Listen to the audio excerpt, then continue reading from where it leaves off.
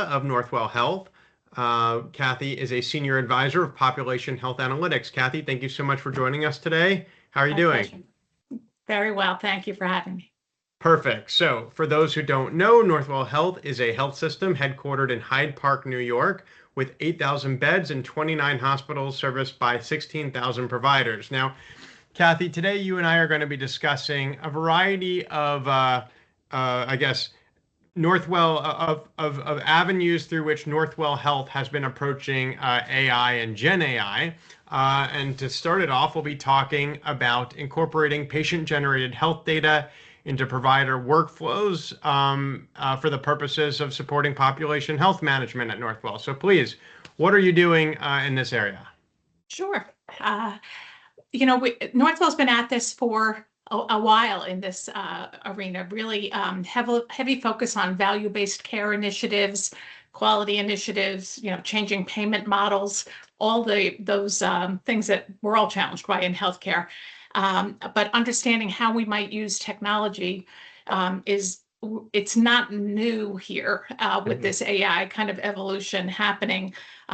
We started with chatbots in 2018, and they were used for a population health initiative to reduce readmissions and avoidable emergency room visits in recently discharged patients. So people may be familiar that the Medicare star ratings, you get quality dings if your patients are readmitted within 30 days. It's expensive. You're not getting additional reimbursement. You're kind of giving a warranty for that 30 days to the payer. And so we have a really robust program for managing that. But it's expensive. It's a large team of nurse practitioners, physician assistants, administrative support, and figuring out who really needs attention, and who needs level 1 attention, and who maybe could be reached less frequently and is probably going to be okay in the community. We started using chatbots to communicate with patients to determine were their symptoms the same, improving, worse, did they have a follow-up appointment, did they fill their prescriptions, things like that. And depending on their replies to that, it was determined, this one needed a call within 15 minutes. Could be for a red or, a high alert, a heart failure patient who was having worsening symptoms, didn't have a follow-up appointment, all those kind of red flags, may perhaps gained some weight. And we could reach them quickly, where patients who had all those things kind of covered and were improving, we might wait till tomorrow to call, so that you used your expensive human resources more efficiently. The product we were working with there, we're not currently involved with. We've recently begun our Epic transition. We started in November, and we're with a very large implementation, as you might imagine, across over 100,000 employees and almost 30 hospitals.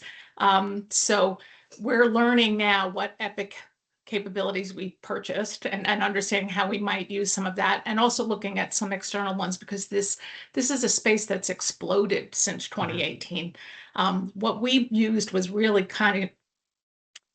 it was called conversational AI, but I would say it was more algorithmic, more clinical decision tree of, if the patient says yes to this question, ask them this question.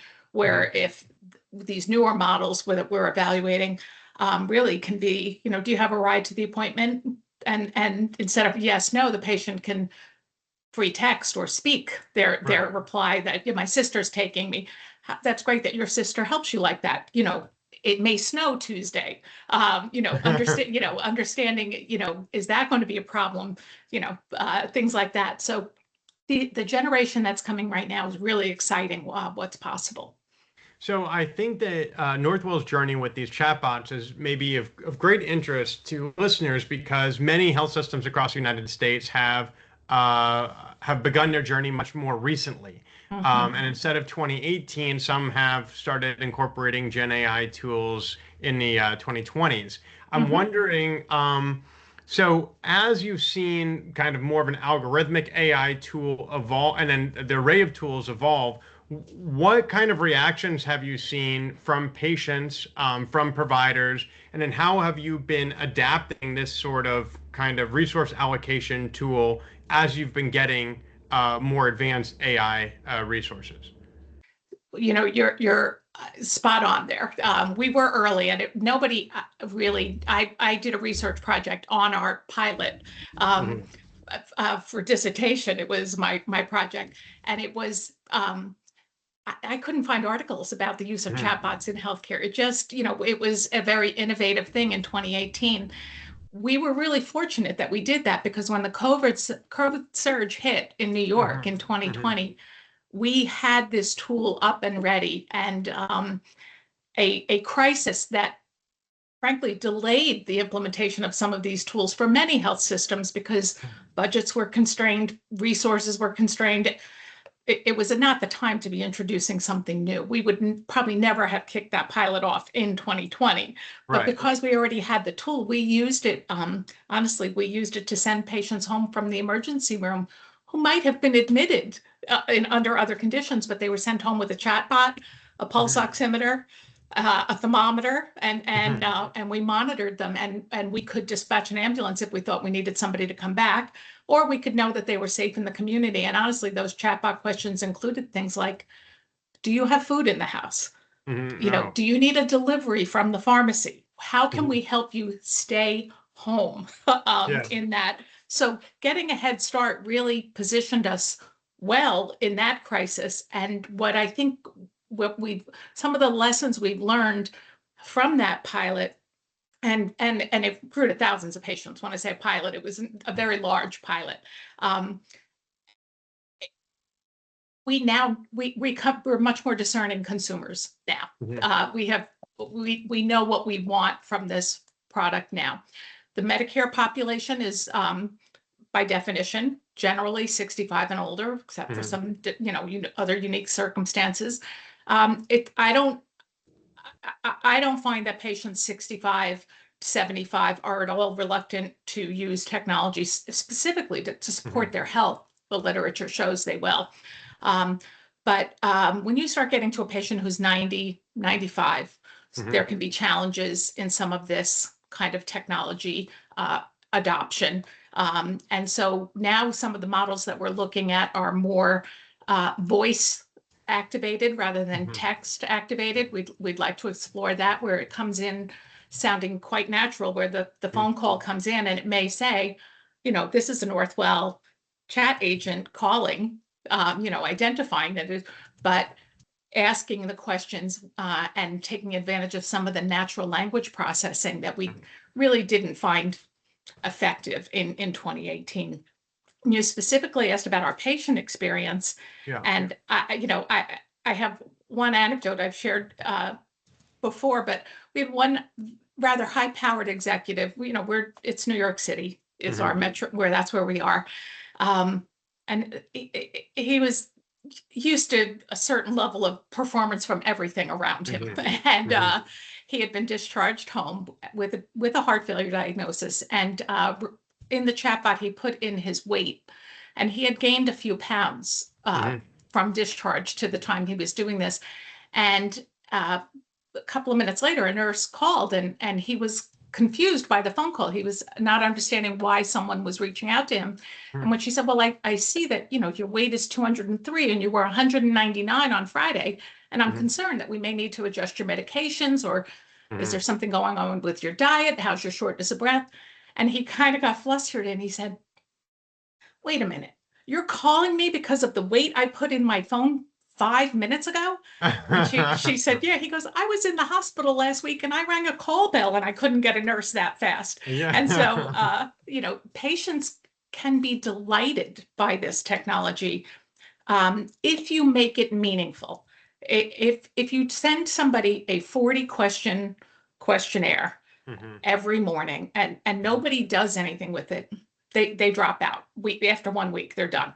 But Hmm. when they feel that it really impacts their care, or somebody takes action, or even if the chatbot says, you're doing great, keep it up. Would you like to see some education about cardiac rehab, or about, and Right. take them down paths that maybe they've expressed an interest in learning how to exercise with heart disease or better nutrition with heart failure.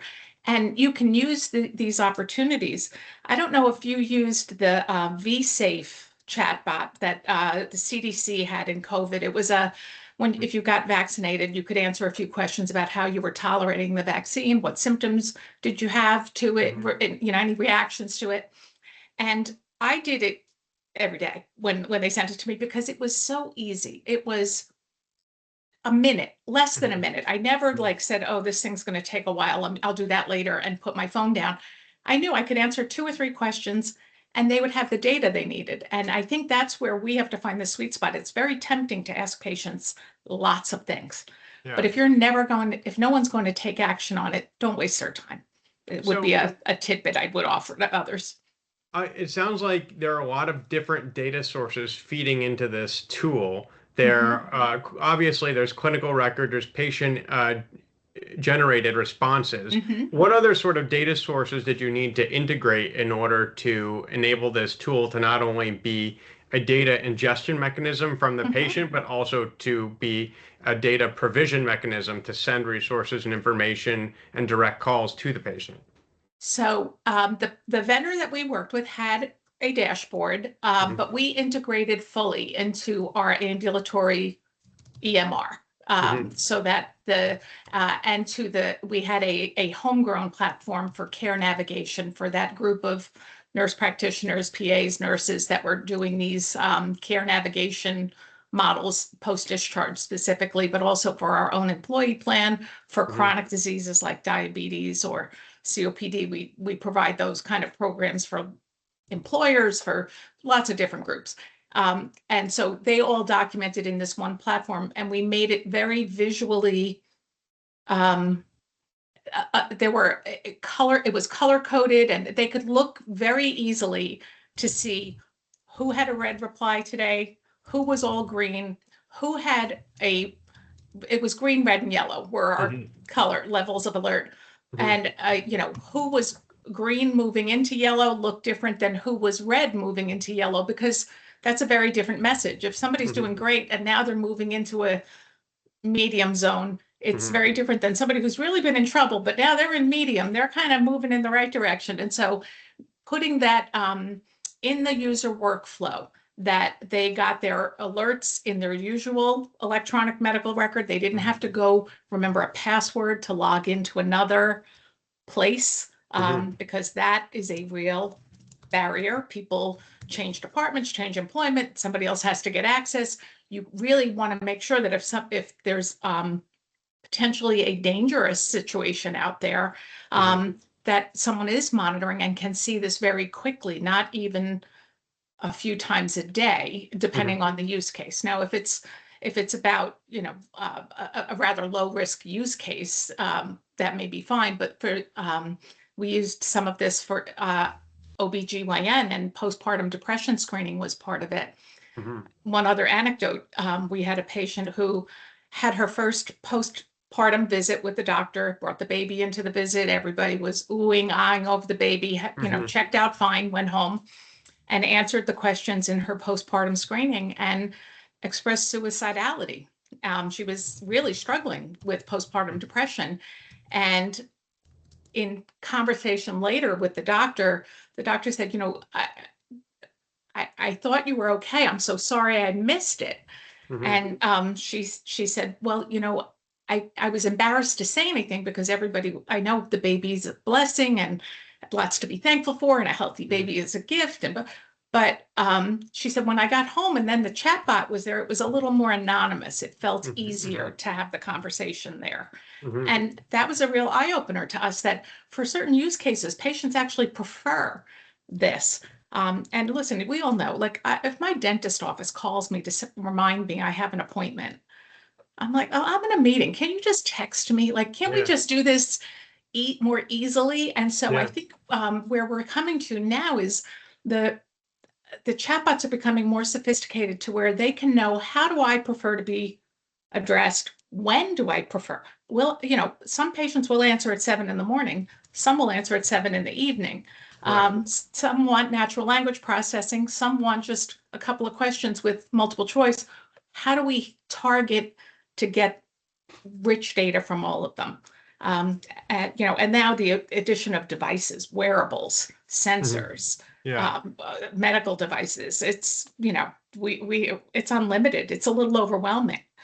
Let's talk about those devices. I know that you've integrated apps and medical devices and wireless devices. How, and I guess all of that is into this AI chatbot type Mhm. workflow. Can you elaborate on what kind of apps, device, and wireless devices have been integrated, and how has that affected workflows for providers and just the general experience for Sure. Northwell? Um, Interestingly, with our initial vendor, we did a pilot just to do hypertension monitoring. We Hmm. didn't really want to start with something like glucose monitoring or any kind of obstetrical application, like there's some high risk things where somebody could really be in a dangerous situation. We said, let's do this with blood pressure where we can kind of have an explanation at the beginning, like when you call your doctor's office and they say, if this is an emergency, hang up and dial 911. We Right. felt with blood pressure, we could provide some, road barriers to people and say, beyond this, call us. Don't wait for us to call you. Make sure you Yeah. get in touch with us. Um, and so, but that pilot, we learned a lot about how data did not flow well on the internet through the blood pressure cuff to the manufacturer of the blood pressure cuff on their app, and then over to through Validic and into the vendor. And so we actually put it on pause because we felt we were going to create a patient safety issue where patients were safer with their notebook and a pen in 2021, that was. And so, we're now that we're then shortly after that, Epic was announced. And so now we're beginning to understand what are their capabilities for incorporating this data. But we have physicians at whole specialties lined up waiting for us to offer glucometer monitoring. Hypertension is such a common problem, and there's revenue tied there for remote monitoring if it's done effectively and you meet certain qualifications with patients. So there's lots of potential there. The thing Hmm. I will say about providers that we need to be mindful of is they don't want to know every blood glucose and they don't want to know every blood pressure. The volumes of data are way too much. And so what we need to be careful is not to alert them with every blood pressure that's over 140 over 90, because my goodness, like that's why somebody's on hypertension monitoring. And somebody who's 140 over 90 who was 160 over 100 last week is That's very great. different than somebody who was 120 over 80. So Right. there's a lot to be learned from small pilots. And what I tell people is don't do nothing. It's a little overwhelming. Nobody's really sure what to do. But if Hmm. you just do one small thing, you really will learn more than you might imagine from that small project. Um, and so what we're trying to say with the projects we're planning now is how do we let a doctor know that this patient who's diabetic is there is 6% has better blood glucose control within 6% better this quarter. This Hmm. one spikes on Fridays. Their blood glucose goes up Fridays at 5:30. Maybe we have a Hmm. conversation about happy hour. What's happening on Yeah. Fridays? And this hypertension patient, is trending this much better, or is it within range 80% of the time where it was only 50% of the time 6 months ago, so that we give them insight, not numbers. It's if we don't help them manage the volumes of data that are coming at them, they'll never buy into these projects.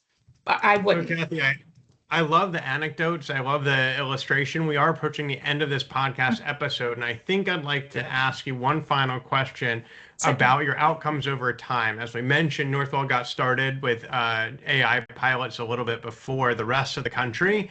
Mhm. And one of the things that AI does very well is identify trends over time. You're mentioning these meaningless alerts and how to identify what is a meaningful alert and when to notify that, embed it within the provider workflow. So the question I'd like to pose to you is, what has been kind of the result over time of what has been the impact of having these AI chat bots and new iterations of manifestations of AI at Northwell Health? And any words of advice to other organizations who are earlier in the process in Northwell? Sure. So I've mentioned this robust care navigation post-discharge that Northwell offered. Our readmission rates were already good. Like Hmm. in 2018, we were, doing pretty well on that measure.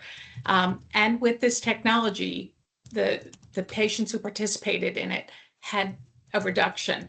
And I remember my academic advisor at the time saying to me, looking at the numbers of my data to Hmm. start, and saying, boy, if you can impact this number, you're really getting blood from a stone at this point, because it's really, you already have good Right. reduction of readmission. So this technology would have to really do something special to make it a measurable difference, and it did.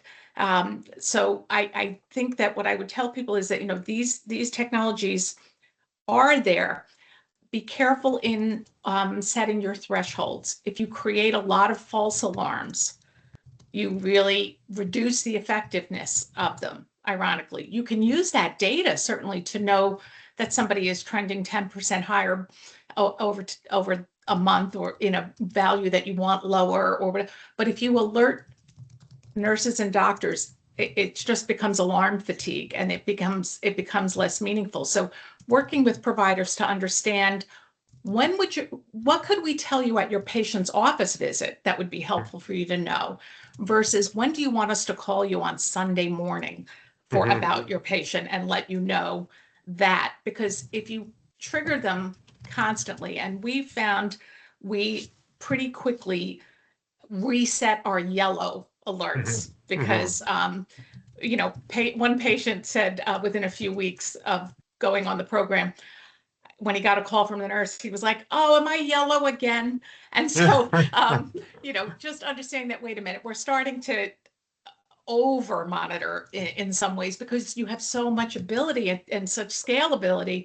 So, set the thresholds where you really would do something, Right. um, not just to know, and then use the data about that to identify the trends for the provider, so that they can say, okay, you've really been in good control on this number. Let's look at this other thing now, and get insight rather than data.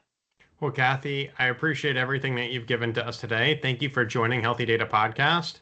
My pleasure. And for our listeners, this has been Kathy Mazza, the Senior Advisor of Population Health Analytics at Northwell Health. Thanks so much.